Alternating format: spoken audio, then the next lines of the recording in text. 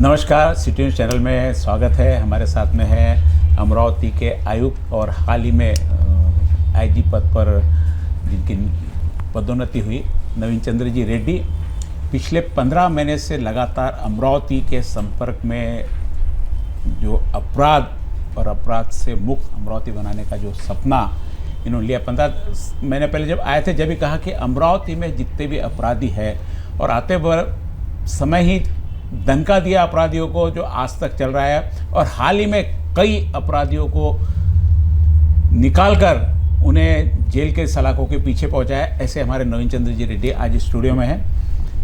थोड़ा सा अल्प परिचय कि पुलिस व्यवस्था में किस प्रकार से आए, उसके बाद में अपराध और राजनीति पर चर्चा होगी आयुक्त साहब से। सर जी नमस्ते। नमस्कार। पुलिस फील्ड में आप किस प्रकार आए, क्या यानी बचपन से इच्छा थी कि कहीं कुछ और? मैं जब यूनिवर्सिटी में मेरा एजुकेशन चल रहा था, जी जी, जब मैं बीटेक फूड साइंस परभनी कृषि विद्यापीठ में था, मराठवाड़ा कृषि विद्यापीठ, तो उस वक्त मैंने एमपीएससी एग्ज़ाम्स का शुरुआत किया जी। बचपन से तो था ही कि कोई कॉम्पिटिटिव एग्ज़ाम्स देकर एडमिनिस्ट्रेटिव सर्विस में जाना है, ये मेरा था सपना बचपन से। बट जब परभनी में एडमिशन लिया तो उस वक्त वहाँ पर एक माहौल था स्टडी करने का, और विशेष करके एमपीएससी एग्ज़ाम्स देने का ज़्यादा माहौल था। 91-92 की बात है जी जी। और बीटेक जैसे ही ख़त्म हुआ मैं मेरा प्रिलिमिनरी एग्ज़ाम मैंने दिया था। एमटेक फर्स्ट ईयर में एडमिशन था उस वक्त, मेंस एग्ज़ाम भी हुई और उसी साल मेरा फर्स्ट अटेम्प्ट में डीवाईएसपी के लिए सिलेक्शन हुआ था। तो तभी से फिर पीछे देखने का ग्रेजुएशन के साथ में आपने एमपीएससी भी देना शुरू कर दिया था और एमपीएससी में अटेम्प्ट आपका सक्सेस हो गया और सीधी डीवाईएसपी यानी पुलिस में ही जाना था क्या, आईएएस बन के? और कोई भी ऐसा था कि पुलिस की ज़्यादा ही? नहीं, तो फर्स्ट प्रेफरेंस तो ऑफ कोर्स नेचुरली आईएएस और वही था जी।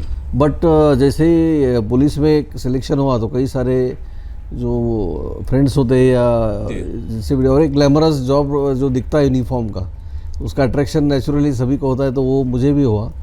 और फिर मैंने कोई बाद में अटेम्प्ट नहीं किया था एग्ज़ाम का, और 94 में डीवाईएसपी करके ज्वाइन हो गया है। और फिर लगातार उसके बाद फिर कई सारी जगह पे महाराष्ट्र में पुलिस एज ए डीवाईएसपी, उसके बाद एडिशनल एसपी, एसपी, डीआईजी करके, मतलब जैसे जैसे प्रमोशन मिलता गया वैसे काम करते रहे। पुलिस में थे आप, शादी ब्याह के मामले में किस प्रकार से? पुलिस वालों की शादी जल्दी हो जाती, पुलिस वालों को लड़की नहीं देते लोग? ये ऐसा तो कुछ हुआ नहीं उस वक्त जी, क्योंकि जब मैं गढ़चिरौली में था तभी मेरी शादी हुई थी। और पेरेंट्स की मर्जी से आपकी जी अरेंज मैरिज हुई जी। तो शादी की बात की, शादी की लाइफ कैसी रही? पुलिस वाला और परिवार एक साथ में कॉम्बिनेशन किस प्रकार? क्योंकि क्या होता, 24 घंटे आप लोग ड्यूटी पर रहते? पुलिस में ज्वाइन होने के बाद या मोस्टली गवर्नमेंट ऑफिसर्स के साथ होता ही है, गवर्नमेंट ऑफिसर्स में, बट ज़्यादा पुलिस में सफ़र होते हैं फैमिलीज़, क्योंकि टाइमिंग का कोई जब एग्जीक्यूटिव पुलिस में काम करते हो तो वक्त का कोई ये नहीं रहता है, कभी भी ड्यूटी आती है। और जैसे सुपरविज़न करने वाले ऑफिसर्स होते हैं तो उनको तो टास्क कंप्लीट करना होता है भाई, तो वो तो आखिरी तक रहना ही पड़ता है।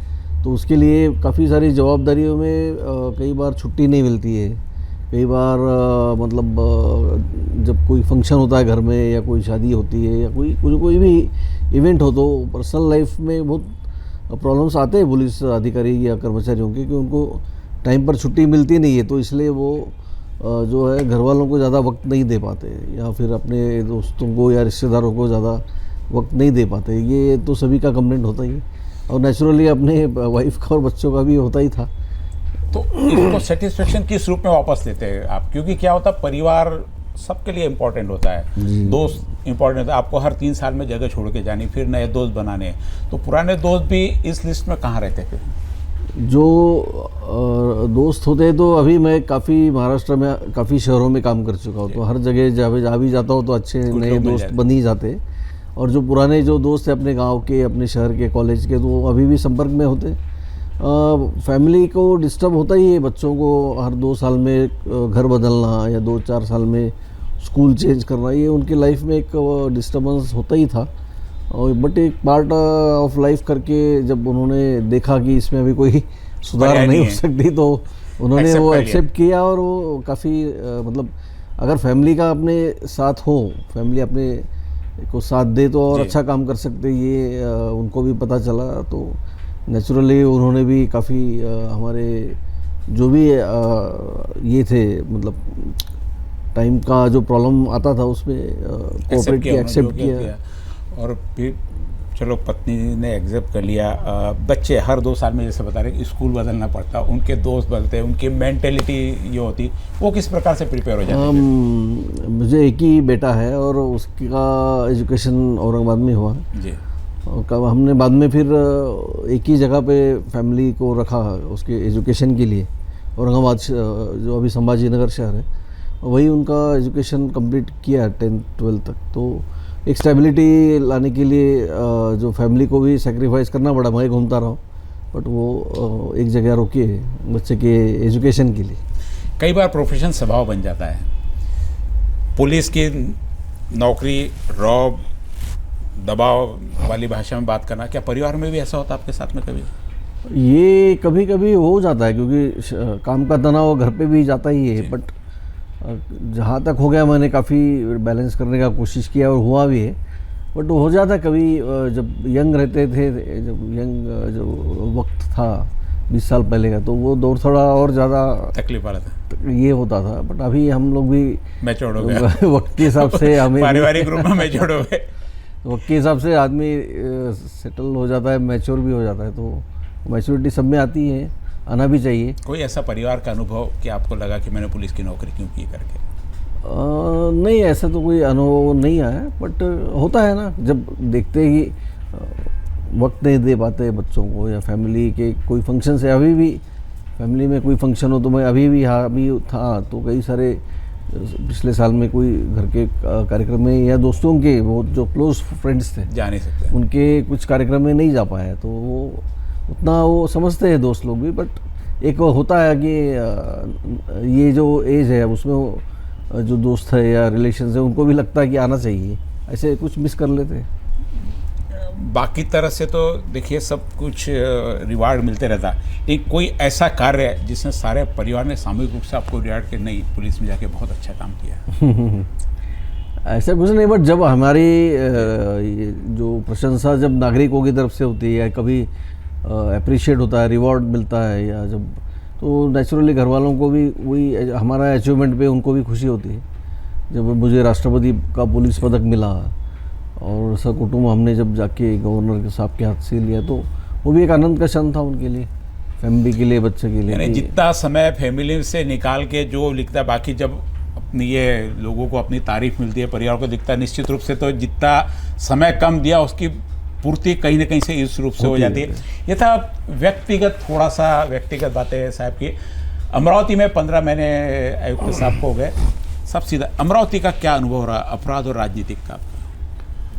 अमरावती शहर में मैंने डायरेक्टली कभी काम नहीं किया था। मैंने पिछले 20 साल से जो अलग अलग डिपार्टमेंट्स में काम किया, मैंने पुलिस में एग्जीक्यूटिव में काम किया, इंटेलिजेंस में काम किया, ATS में काम किया। तो अमरावती शहर में आना जाना हुआ है, बट यहाँ पर काम नहीं किया था। तो डायरेक्टली यहाँ का इन्वायरमेंट और यहाँ की डिटेल्स नहीं पता थी। पर जो भी सुना था बैचमेट से, मित्रों से, तो पहले लगा कि कुछ मुश्किल हो सकता है यहाँ काम करने में, या जो परिस्थिति में मैं यहाँ पोस्ट किया गया था, जी। एक राजनीतिक अस्थिरता थी, या जो यहाँ पर पार्श्वभूमि थी दंगल, जो या कम्युनल राइट हुआ था 21 में, उसके बाद एक हत्या भी हुई थी। तो उसकी वजह से जो कम्युनल एटमॉस्फेयर था यहाँ पर, वो पार्श्वभूमि में आया था। बट जैसे ही मैंने काम हाथ में लिया, शुरू किया, तो और धीरे धीरे महसूस हुआ कि लोग काफ़ी कोऑपरेटिव है, काफ़ी मिलनसार है, और अच्छे लोग हैं सभी, जो हर चीज़ में, और शहर की प्रगति चाहते हैं, शहर में शांति चाहते हैं, अमन चाहते हैं। और राजकीय भी लोगों ने काफ़ी सहकार्य किया है।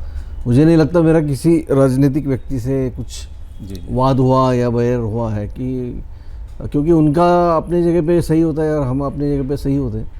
तो सही रास्ता निकालना ज़रूरी है। ये अभी इतने साल का अनुभव है, तो रास्ता निकालना हमें आता है और निकालना भी चाहिए। अमरावती और बाकी शहरों में अपराधीकरण और अपराध किस नज़र से देखते हैं आप? अपराधीकरण देखिए, जैसे भी अभी माहौल बदल रहा है शहरों का भी आधुनिकीकरण की वजह से, और जो मार्केट में अलग अलग नए नए चीज़ें आ रही हैं, तो उसकी वजह से अपराध का भी स्वरूप बदल रहा है। जो आप पिछले कुछ सालों पहले देखते थे या पिछले दशकों में एक अलग स्वरूप था अपराध का, अभी कुछ अलग स्वरूप होता जा रहा है। अभी वाइट कॉलर क्राइम्स है, इकोनॉमिक ऑफेंसेस है, साइबर क्राइम्स है, महिलाओं के संदर्भ में जो गुने हो रहे साइबर वर्ल्ड में, टीनेजर्स में, जुवेनाइल्स का क्राइम का ग्राफ बढ़ रहा है। तो ये सारी चीज़ें समाज में जैसे जैसे कुछ बदलाव होता है, तो उसके हिसाब से क्राइम का स्वरूप भी बदल रहा है। पहले हम लोग ने जो इतिहास यहाँ का देखा है कि यहाँ वायलेंट क्राइम ज़्यादा हुआ करता था, या फिर कोई गैंग्स का ज़्यादा प्रादुर्भाव था, और गैंग्स और मर्डर्स का जो चलन था वो अभी कम हुआ है। बट जो भी कुछ क्राइम्स होते हैं, तो वो वायलेंट क्राइम्स के ऊपर अंकुश लगाने के लिए उपाय योजना तो करते ही रहते हैं, बट ये क्राइम्स का स्वरूप बदल रहा है, निश्चित ही बदल रहा है। और युवाओं में खास करके जो क्राइम का अभी जो टेंडेंसी है वो इसमें बढ़ रहा है, साइबर क्राइम में, और कुछ नारकोटिक्स के संबंध में ड्रग्स लेने का ये हो रहा है। और ड्रग्स और नारकोटिक्स और कुछ बाकी कुछ गलत जो आदतें जो लगती है, उसके वजह से जो क्राइम होता है, वो क्राइम अभी बढ़ रहा है। उस वक्त उस टाइप का क्राइम पे कंट्रोल करना ज़रूरी है, अभी ऐसा दिख रहा है। पहले जैसे देखा कि कई बाहर आप लोगों के चेहरे से, आपकी वर्दी से काम हो जाते, वर्दी पहन के खड़े हो गए आप, चेहरा साहब ने फ़ोन कर दिया तो बहुत सारे क्राइम रुक जाते थे। अभी जैसे आपने बताया कि क्राइम का स्वरूप अभी बदल गया है, क्रिमिनल आपको भीड़ में दिखाई नहीं देता, अभी पुलिस वालों को नहीं, आम आदमी को, कोई भी वाइट कॉलर क्राइम भी हो सकता है, वाइट कॉलर क्रिमिनल भी हो सकता है। ऐसे में क्या पुलिस की पुरानी व्यवस्था और अभी क्राइम तलाशने की व्यवस्था में कुछ फ़र्क आया है? क्या पुलिस पुराने इस पर ही चल रही है अभी? नहीं, निश्चित ही पुलिस के इन्वेस्टिगेशन तौर तरीक़ों में काफ़ी अभी सुधार आया है।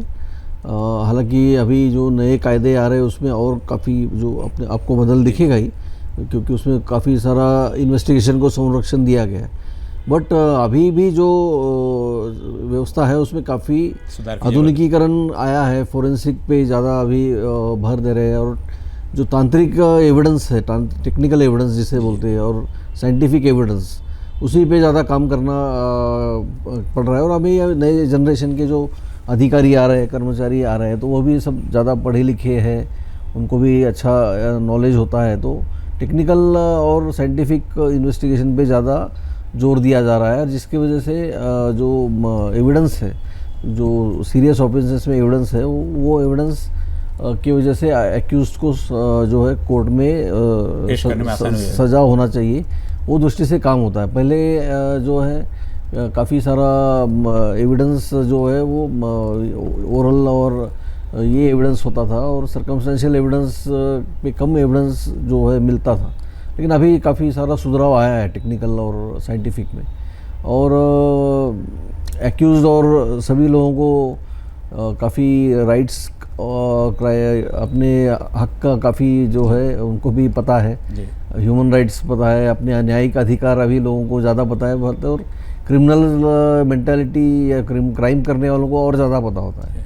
तो वो लोग उसका ज़्यादा पुलिस को यूज़ करते हैं। तो पहले जो रूडिमेंट्री तरीके से जो पुलिसिंग होता था, या आप देखते थे 20 साल पहले जो कहा जाता था कि 3rd डिग्री यूज़ किया है पुलिस ने, करना चाहिए, ऐसा अभी भी लोगों को लगता है, एक जनरल पब्लिक को। तो अभी ऐसा कोई प्रकार पुलिस नहीं कर पाती है, या कर नहीं सकती, या करना भी नहीं चाहिए, क्योंकि मानवाधिकार और कायदे में वैसा कुछ जो है वो सब लिखा नहीं है, वैसा वर्जित है, और जो है वो साइंटिफिक तरीके से। फिर आप अपराधी से अपराध किस प्रकार कबूल करवाते हो यदि नई 3rd डिग्री का यूज़ करते नहीं तो? क्या और कौन से तरीके होते हैं ऐसे? नहीं, तो एविडेंस जो है, पहले अगर एविडेंस लाते हैं तो एक्यूज्ड को जो है वो टेक्निकली उसको बताया जाता है, उसको क्या जो आजकल काफ़ी सारे मोबाइल लोकेशन, CDRs, एक्यूज का होना वहाँ जगह पे, उसका DNA का अगर एविडेंस हो तो DNA का भी जो है क्लिंचिंग एविडेंस होता है। अगर एक एक्यूज यहाँ पर रुक कर गया और उसका कहीं पे आ गया डीएनए, तो वो अक्यूज उस जगह पे है, ये प्रूव करने में और आसान जाता है। तो ये सब सारी टेक्निक्स आ चुकी टेक्निकल है। रूप से अपराधी कहीं बच नहीं पाता, कहीं ना कहीं एविडेंस मिल जाता है, छोड़ के जाता है। एक आपने बताया कि सबसे ज़्यादा क्राइम का ग्राफ अभी जुवेनाइल में और जैसे टीनेजर्स में बढ़ रहा है, इसके लिए क्या उपाय है? क्योंकि देखें 14 साल से 16 साल के बच्चे, यानी 9वीं से 11वीं 12वीं के बच्चे पूरे मैच्योर नहीं, टीनेजर्स में उनको ड्रग्स के साथ में लड़कियां और कुछ क्लब्स और उनके मीटिंग, ये सब सारे चल रहे। इसके लिए क्या उपाय योजना? क्योंकि कई उनके ऊपर बहुत आप सख्ती नहीं कर सकते, आप पकड़ नहीं सकते, मीडिया में कहीं उनके नाम नहीं बता सकते ताकि वो कोई, बाकी लोग तो बदनामी के डर से काम नहीं करते। इनके लिए क्या उपाय योजना है? इसमें हमारा अभी तक जो मेरा अनुभव है और जो स्टडी है उसमें ये दिखाई दे रहा है कि टीनेजर्स के पास जो है वो उसमें 2 टाइप के मतलब है। कुछ बहुत एफ्लुएंट फैमिलीज से आते हैं या जिनके पास जो है उनको मनी का कोई प्रॉब्लम नहीं है, ऐसे भी देखे गए हैं। और कुछ टीनेजर्स जो है वो थोड़े से पॉवर्टी या फिर जो एफ्लुएंशियल नहीं है, तो ऐसे भी लोग हैं।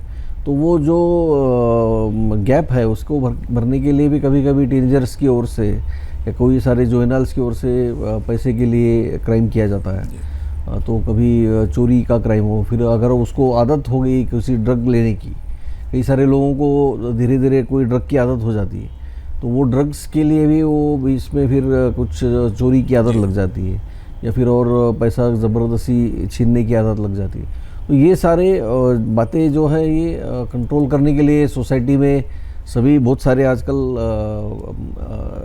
दबाव गट है, उन सभी को लेके हम उसके ऊपर कंट्रोल करना चाहिए और करने की कोशिश करते हैं। कोई एनजीओज़ है, कोई माँ बाप का ग्रुप है, कॉलेजेस है, स्कूल्स है, तो जहाँ दबाव गट भी होते हैं तो वो लोग भी मिलके इनको इन्फ्लुएंस करते हैं और उनके इन्फ्लुएंस में आके फिर वो क्राइम कंट्रोल किया जा सकता है। तो उसके भी कई सारे उपाय योजना हैं। तो वो बट ये चीज़ जब तक कम नहीं होगी जब तक ये लोगों को अट्रैक्शन, नए नए चीज़ों का लोग को अट्रैक्शन होता है। कभी जैसा बच्चा टीनेज में आता है या कोई कॉलेज के इस पे आता है तो वो उसको अट्रैक्शन शुरू हो जाता है, कभी ड्रग लेगा, कभी स्मोकिंग करेगा, कभी अल्कोहल की तरफ जाएगा या फिर तो इन चीज़ों से बचने के लिए जो पीयर प्रेशर ग्रुप होते हैं, माँ बाप का ग्रुप होता है, कॉलेज के स्कूल के टीचर्स का ग्रुप होता है, समाज का एक ग्रुप होता है जो आजू बाजू में रहने वाले, ये सभी पीयर प्रेशर जो ग्रुप्स है ये भी वॉच करना चाहिए इन लोगों ने। और उन लोगों का इन्फ्लुएंस ज़्यादा होता है तो वो इसमें निश्चित मदद कर सकते हैं ऐसे क्राइम्स कम करने में। क्या लगता है ये बाल अपराध के पीछे समाज व्यवस्था जिम्मेदार है, एजुकेशन सिस्टम जिम्मेदार है, पेरेंट्स जिम्मेदार है या कहीं कानून की कमजोरी है? नहीं, ये सब कलेक्ट मुझे जो अभी इसमें तो कई सारे सोशोलॉजी और साइकोलॉजी और क्रिमिनोलॉजी वाले इसका एनालिसिस करके आपको बता पाएंगे, पर जो प्रैक्टिकल अनुभव मैं देख रहा हूँ, जो फील्ड पे अनुभव से बता सकता हूँ कि कई सारे फैक्टर्स हैं जो अभी इसके पहले भी मैंने बताया। तो एक सोशल फैक्टर है, जो इकोनॉमिकल फैक्टर है, जो है वो एज वैसा होता है कि उसमें हर चीज़ बच्चों को या जो उनको चाहिए होती है तो वो पाने के लिए वो कुछ भी कर सकते। पहले भी नहीं करते थे ऐसा नहीं, पहले भी होता ही था ये क्राइम्स, बट अभी उसका स्वरूप ज़्यादा थोड़ा दिखाई दे रहा है क्योंकि अपने हाथ में अभी इंटरनेट आ गया है, मोबाइल फ़ोन्स आ गए हैं, तो उसमें भी नए नए तरीके उनको पता चलते हैं, नए नए क्राइम्स आ रहे हैं। उसमें जो है पोर्नोग्राफी देख रहे हैं वो लोग, तो वो चीज़ों से उनके जो है उसमें बढ़ जाता है, पाने की इच्छा बढ़ जाती है, तो वो क्राइम की तरफ नेचुरली कुछ लोग उसमें अट्रैक्ट होते हैं। ऐसा नहीं कि सभी हो रहे हैं, 100 में से ये कुछ 5% या 2% भी नहीं होगा ये संख्या, बट उसके वजह से भी कुछ गंभीर गुनाह घटते हैं। तो उस पर कंट्रोल करने के लिए अलग अलग फैक्टर्स हैं, वो लोगों ने काम करना चाहिए। अभी चल रही थी आयुक्त साहब से अमरावती में अपराधीकरण और अपराध से मुक्त किस प्रकार हुए, कई चीज़ों पर चर्चा चली जिसमें बाल अपराध पर मुख्य रूप से जो आगे चिंता का विषय बनते जा रहा है आने वाली पीढ़ी के लिए। निश्चित रूप से उसके लिए सभी को प्रयास एक साथ में करना है, पेरेंट्स को भी करना है, समाज व्यवस्था को करना है, पुलिस को भी करना है, शिक्षा व्यवस्था को सुधार करना है। ये थी अपराध की बात है। अब राजनीति और आने वाले लोकसभा चुनाव, विधानसभा चुनाव और कारपोरेशन 3 चुनाव आयुक्त साहब के सामने होने हैं। एक छोटे से ब्रेक के बाद में राजनीति पर चर्चा।